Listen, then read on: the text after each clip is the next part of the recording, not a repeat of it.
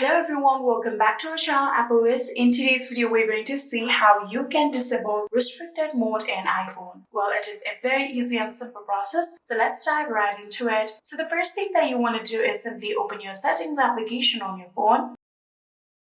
And after opening your settings, now you have to scroll down until you see the option of screen time. Here you can see screen time under the focus option. So tap on screen time. And after tapping on screen time, here you can see the option of content and privacy restrictions. Tap on it, and here you can see currently content and privacy restrictions are turned on. You'll have to tap on this toggle button in order to turn it off, just like this.